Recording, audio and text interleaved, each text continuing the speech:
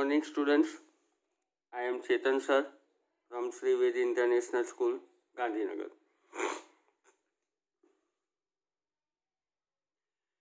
આપણે અર્થશાસ્ત્રમાં પ્રકરણ 8 કૃષિ ક્ષેત્રની શરૂઆત કરવાની છે. હવે આ પ્રકરણનો ગુણભાર 10 ગુણ છે. એટલે આમાંથી 5 માર્કનો પ્રશ્ન પૂછાઈ શકે. અને બીજું, ભારત આપણે વર્ષોથી ભણતા આવેલા છીએ કે ભારત જ્યારે અંગ્રેજોનો ગુલામ નહોતો ત્યારે, અંગ્રેજોનું શાસન હતું ત્યારે પણ, અને હાલ આપણે આઝાદ છીએ તો પણ ભારત છે ને કૃષિ પ્રધાન અર્થતંત્ર ધરાવે છે. તો ભારતની મોટાભાગની જે આર્થિક પ્રવૃત્તિઓ છે એમાં મુખ્ય આર્થિક પ્રવૃત્તિ ખેતી ગણાય છે.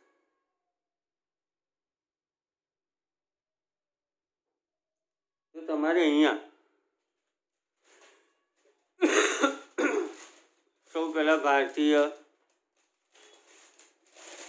શું ભણવાનું છે તમે ધ્યાન આપી દો. કૃષિ ક્ષેત્રનું મહત્વ એના વિશે આપણે જોવાનું છે. પછી ભારતમાં કૃષિ ક્ષેત્રની વર્તમાન પરિસ્થિતિ એટલે સ્થિતિ વિશે જોવાનું છે. એમાં દરેક બાબતોમાં કૃષિ ક્ષેત્રના ફાળાની વાત કરવાની. રાષ્ટ્રીય આવક હોય, રોજગારી હોય કે નિકાસ કમાણી હોય, જીવન ધોરણ હોય, કૃષિ ઉત્પાદનમાં થયેલો વધારો હોય કે ઔદ્યોગિક વિકાસ હોય. એમાં હાલ ખેતી એટલે કે કૃષિની શું પરિસ્થિતિ છે એ જોવાની છે. પછી તમારે નીચી ખેત ઉત્પાદકતા માટેના કારણો જોવાના છે. ભારતમાં સૌથી વધારે વસ્તી ખેતી કરે છે, તેમ છતાં હેક્ટર દીઠ જે ઉત્પાદન થવું જોઈએ ઓછું થાય છે. તો એના પણ આપણે કારણો જોવાના છે. પછી ખેત ઉત્પાદન વધારવા માટેના ઉપાયો, અને છેલ્લે તમારે આધુનિક ખેતી વિશે જોવાનું છે. હવે જે નીચી ખેત ઉત્પાદકતાના કારણો છે ને એ જ ખેત ઉત્પાદકતા વધારવાના ઉપાયો પણ બનશે. નીચી ખેત ઉત્પાદકતાના કારણોમાં ટેકનિકલ, સંસ્થાકીય પરિબળો, અન્ય પરિબળો પણ આવશે. સેમ એ રીતે પણ ઉત્પાદન વધારવા માટે ટેકનોલોજીકલ પરિબળો, સુધારા, સંસ્થાગત સુધારા અને અન્ય ઉપાયોની વાત કરવાની છે.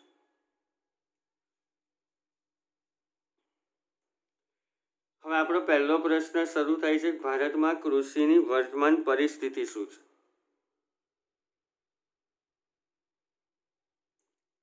કોઈ પણ દેશ હોય એ કોઈ પણ દેશના અર્થતંત્રમાં જે પણ આર્થિક પ્રવૃત્તિઓ થાય છે એના 3 ભાગ પડે. પ્રાથમિક ક્ષેત્ર, માધ્યમિક ક્ષેત્ર અને સેવા ક્ષેત્ર.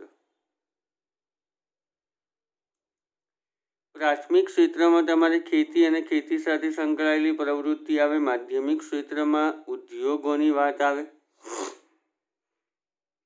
અને સેવા ક્ષેત્રમાં આંતરમાળખાની સુવિધાઓ આવે. તો 3 સિવાય ચોથું કોઈ ક્ષેત્ર ન હોય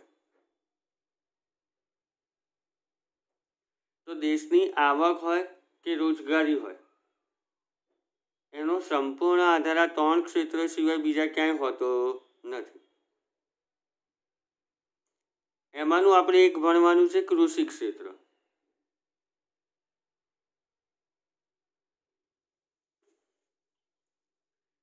તો ધ્યાન આપો. ભારતીય અર્થતંત્ર પુરાતન કાળથી જ કૃષિ આધારિત છે. અંગ્રેજોના શાસન પહેલા, અંગ્રેજોના શાસન દરમિયાન અને આઝાદી બાદ પણ ઘણી બાબતોમાં કૃષિ ક્ષેત્ર ઉપર અવલંબન રહેલું છે. એટલે હજુ પણ આપણે ખેતી ઉપર આધાર રાખીએ છીએ. આયોજન દરમિયાન ઉદ્યોગ અને સેવા ક્ષેત્રોનો વિકાસ થવા છતાં આવક, રોજગારી અને નિકાસ કમાણીમાં કૃષિનું મહત્વ ટકી રહ્યું છે.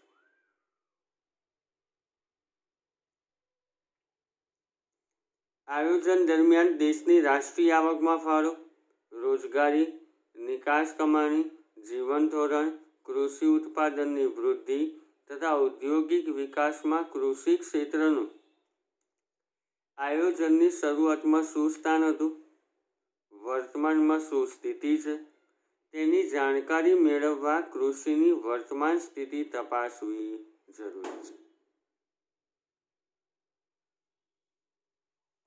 આપણે સૌ પહેલાં જોઈશું કૃષિ ક્ષેત્રનો રાષ્ટ્રીય આવકમાં ફાળો. તો મેં તમને હમણાં જ કીધું હતું કે આપણા દેશમાં પ્રાથમિક ક્ષેત્રમાં ખેતી સાથે સંકળાયેલી પ્રવૃત્તિઓ, એમાં પશુપાલન હોય, મરઘા બતકા ઉછેર હોય, મત્સ્યપાલન, આ બધું આવી જાય. આ તમામની સંયુક્ત આવકને પ્રાથમિક ક્ષેત્રની આવક પણ કહેવાય અથવા ખેતી ક્ષેત્રની આવક પણ કહેવાય. આયોજનની શરૂઆતની વાત કરીએ તો રાષ્ટ્રીય આવકમાં કૃષિ ક્ષેત્રનો ફાળો વધારે હતો.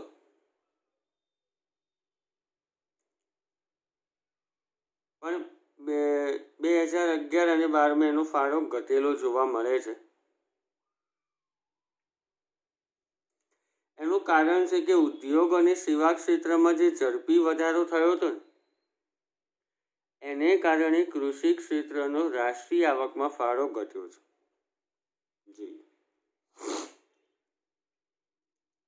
સામાન્ય રીતે ખેતી ક્ષેત્રની આવકને પ્રાથમિક ક્ષેત્રની આવક પણ કહે છે. આ ક્ષેત્રમાં કૃષિ ક્ષેત્રના પાક ઉપરાંત મરઘાપાલન, પશુપાલન, મત્સ્યપાલન વગેરેની આવક પણ ગણાય છે. આમ પ્રાથમિક ક્ષેત્રમાં કૃષિ અને કૃષિ સાથે સંકળાયેલી આવક ગણતરીમાં લેવાય છે. ભારતની રાષ્ટ્રીય આવકમાં કૃષિ ક્ષેત્રનો આયોજન દરમિયાન હિસ્સો ઘટ્યો હોવા છતાં પ્રત્યક્ષ કે પરોક્ષ રીતે તેનું સ્થાન ટકી રહ્યું છે.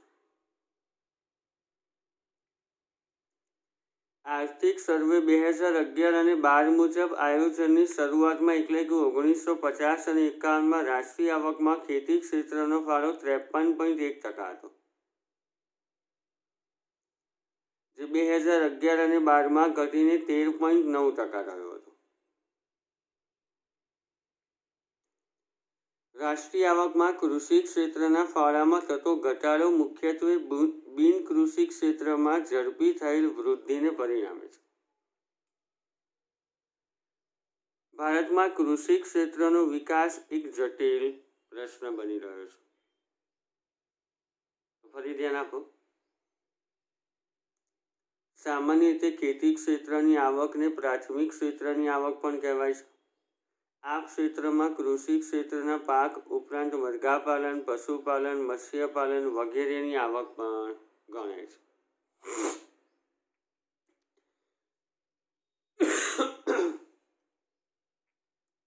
આમ પ્રાથમિક ક્ષેત્રમાં કૃષિ અને કૃષિ સાથે સંકળાયેલી આવક ગણતરીમાં લેવાય છે. ભારતની રાષ્ટ્રીય આવકમાં કૃષિ ક્ષેત્રનો રાષ્ટ્રીય આવકમાં આયોજન દરમિયાન હિસ્સો ઘટ્યો હોવા છતાં પ્રત્યક્ષ કે પરોક્ષ રીતે તેનું સ્થાન ટકી રહ્યું છે.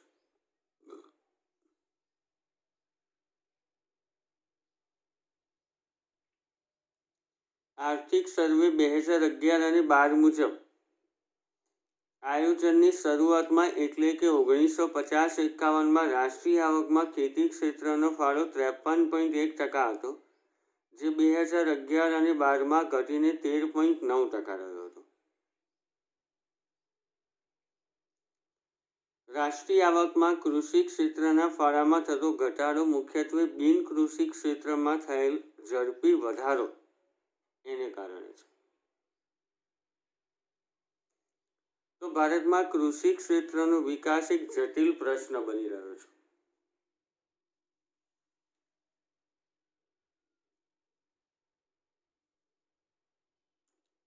હવે વાત આવે રોજગારી.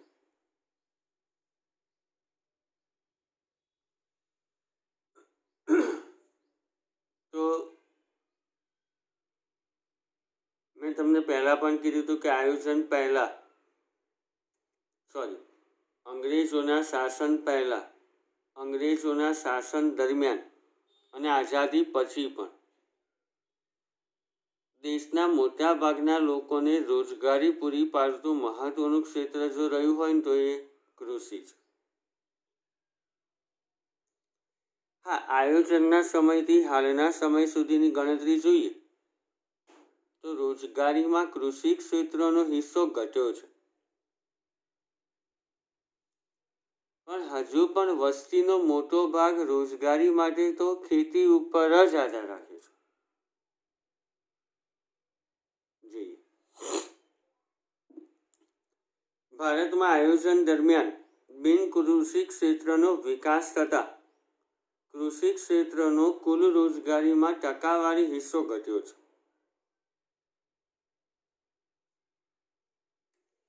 તેમ છતાં આજે પણ રોજગારીની ટકાવારી હિસ્સાની દ્રષ્ટિએ ઉદ્યોગ અને સેવા ક્ષેત્ર કરતાં કૃષિ ક્ષેત્ર આગળ છે. આઝાદીની શરૂઆતમાં દેશના 72% લોકો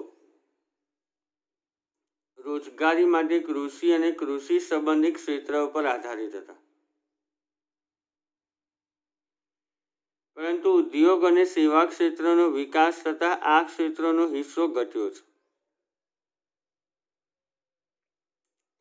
વર્ષ 2001 અને 2002માં કૃષિ ક્ષેત્રનો કુલ રોજગારીમાં હિસ્સો 58% અને 2014 અને 2015માં 49% થયો. ટૂંકમાં આજે પણ આ ક્ષેત્ર લગભગ 50% લોકોને રોજગારી પૂરી પાડે છે.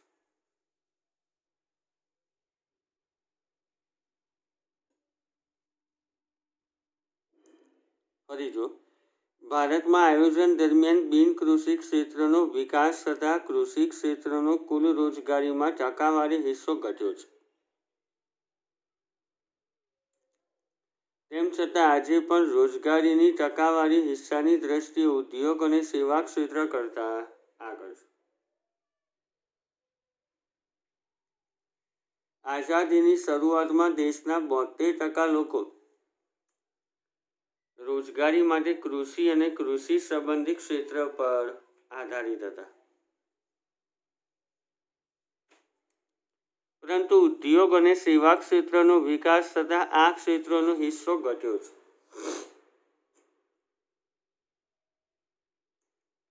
વર્ષ 2001 અને 2002માં કૃષિ ક્ષેત્રનો કુલ રોજગારીમાં હિસ્સો 58% અને 2014 અને 2015માં 49% થયો.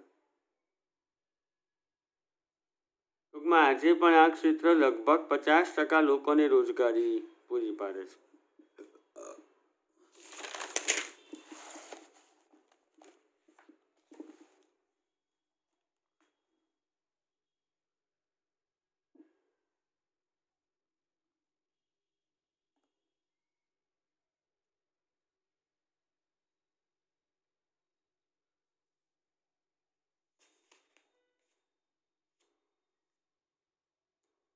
હવે વાત આવી નિકાસ કમાણી.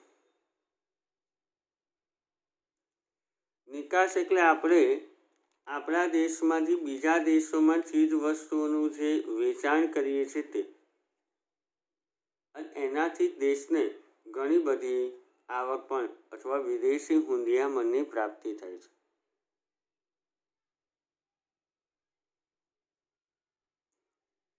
તો અંગ્રેજોના શાસન પહેલાં તો ભારતની કૃષિ પેદાશોની વિદેશના દેશોમાં ખૂબ જ માંગ હતી.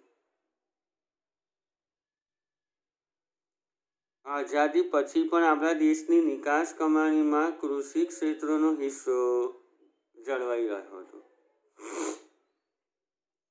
પણ ઉદ્યોગ અને સેવા ક્ષેત્રનો વિકાસ થતાં આ હિસ્સામાં ઘટાડો થયેલો જોવા મળે છે.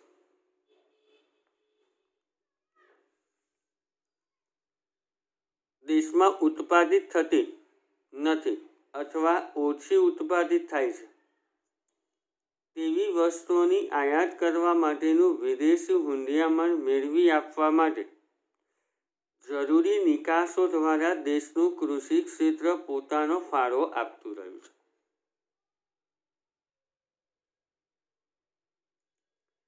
તો કૃષિ ક્ષેત્ર દ્વારા દેશના આર્થિક વિકાસ માટે જરૂરી વિદેશી હુંડિયામણની જરૂરિયાત કૃષિ ક્ષેત્રની વસ્તુઓની નિકાસ દ્વારા મળી રહે છે. દાખલા તરીકે ચા, મરી મસાલા, ફળ વગેરેની નિકાસો કરીને કિંમતી વિદેશી હુંડિયામણ કૃષિ ક્ષેત્ર દેશ માટે મેળવી આપે છે. આઝાદી સમયે ભારતની કુલ નિકાસ આવક પૈકી 70% આવક માત્ર કૃષિ ક્ષેત્રમાંથી મળી રહેતી હતી. પરંતુ દેશની વિકાસ પ્રક્રિયામાં ઉદ્યોગો અને સેવા ક્ષેત્ર અગ્રસ્થાને રહેવાને કારણે કૃષિ ક્ષેત્રનો નિકાસ આવકમાં ફાળો ઘટ્યો છે.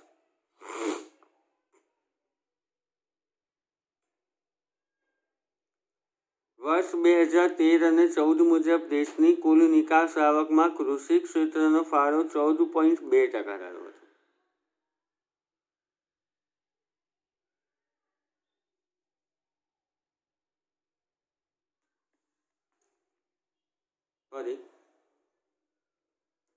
દેશમાં ઉત્પાદિત થતી નથી અથવા ઓછી ઉત્પાદિત થાય છે તેવી વસ્તુઓની આયાત કરવા માટેનું વિદેશી હુંડિયામણ મેળવી આપવા માટે જરૂરી નિકાસો દ્વારા દેશનું કૃષિ ક્ષેત્ર પોતાનો ફાળો આપતું રહ્યું છે.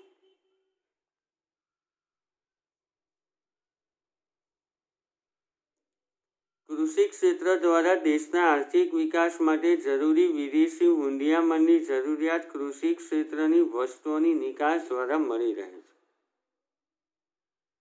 દાખલા તરીકે ચા, મરી મસાલા, ફળ વગેરેની નિકાસો કરીને કિંમતી વિદેશી હુંડિયામણ કૃષિ ક્ષેત્ર દેશ માટે મેળવી આપે છે.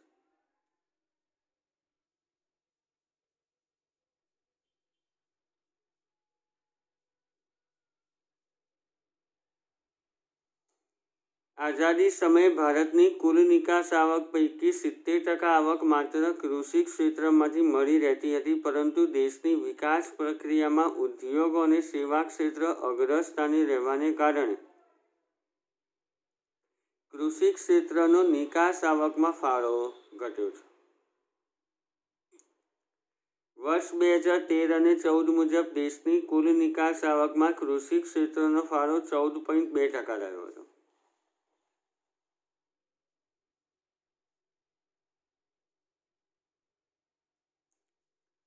હવે વાત આવે જીવન ધોરણ.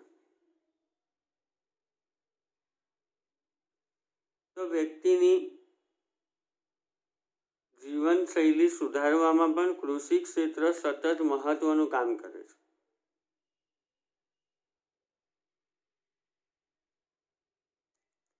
ખાસ કરીને એમની જે જરૂરિયાતો છે એમાં ખોરાક, એનું ઉત્પાદન કૃષિ ક્ષેત્ર કરતું રહ્યું છે, જેનાથી જીવન ધોરણમાં સુધારો થયો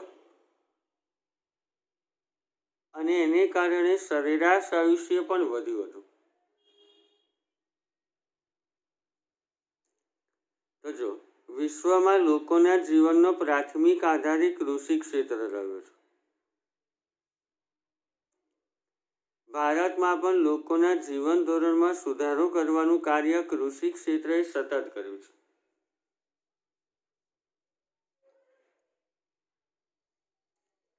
કૃષિ ક્ષેત્ર મુખ્યત્વે 2 પ્રકારના પાક અનુક્રમે અનાજ અને રોકડિયા પાકનું ઉત્પાદન કરતું રહ્યું છે. અનાજના પાકમાં મુખ્યત્વે ધાન્યનો સમાવેશ થાય છે અને એના ઉત્પાદનમાં ભારત સ્વનિર્ભર બન્યું છે. તેમજ તેમજ રોકડિયા પાકો જેવા કે રૂ, શણ, મગફળી, તેલીબિયા, શેરડી વગેરેનો ઉપયોગ મુખ્યત્વે કાચા માલ તરીકે થાય છે અને એના ઉત્પાદનમાં વૃદ્ધિ જોવા મળી હતી. આ ઉપરાંત કૃષિ ક્ષેત્ર લોકોની જરૂરિયાતોમાં શાકભાજી, ફળ ફળાદી, ફૂલો વગેરેનું ઉત્પાદન કરે છે.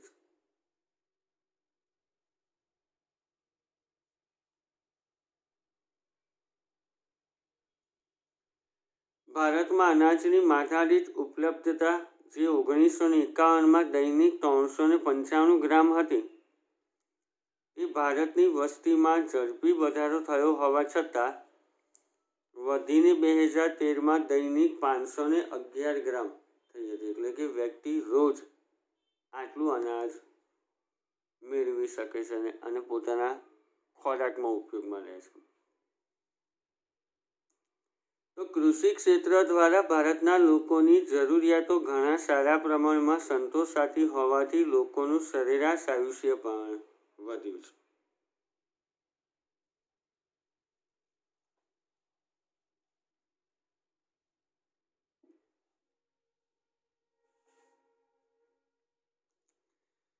વિશ્વમાં લોકોના જીવનનો પ્રાથમિક આધાર એ કૃષિ ક્ષેત્ર રહ્યો છે.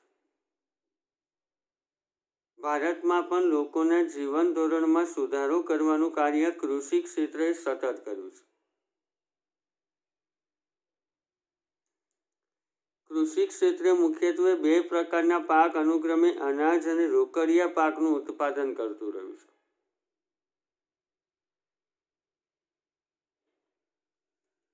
અનાજના પાકમાં મુખ્યત્વે તમામ ધાન્યોનો સમાવેશ થાય અને તેના ઉત્પાદનમાં ભારત સ્વનિર્ભર બન્યું છે. તેમજ રોકડિયા પાકો જેવા કે રૂ, શણ, મગફળી, તેલીબિયા, શેરડી વગેરેનો ઉપયોગ મુખ્યત્વે કાચા માલ તરીકે થાય છે અને એના ઉત્પાદનમાં પણ વૃદ્ધિ જોવા મળી હતી.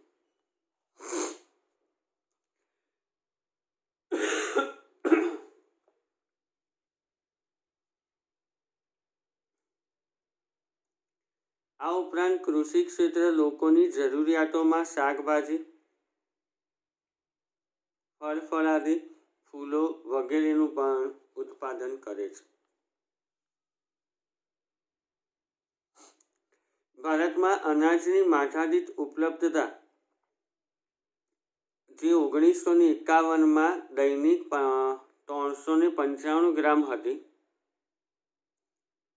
તે ભારતની વસ્તીમાં ઝડપી વધારો થયો હોવા છતાં વધીને 2013માં દૈનિક 511 ગ્રામ થઈ હતી.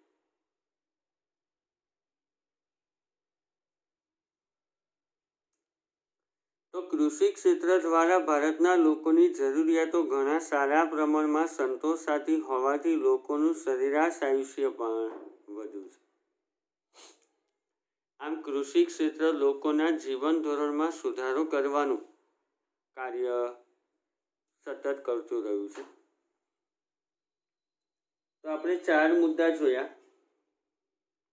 પહેલું, કૃષિ ક્ષેત્રનો રાષ્ટ્રીય આવકમાં ફાળો. બીજું, રોજગારીમાં ફાળો. ત્રીજું, નિકાસ આવક અથવા નિકાસ કમાણી. ચોથું જોયું જીવન ધોરણ.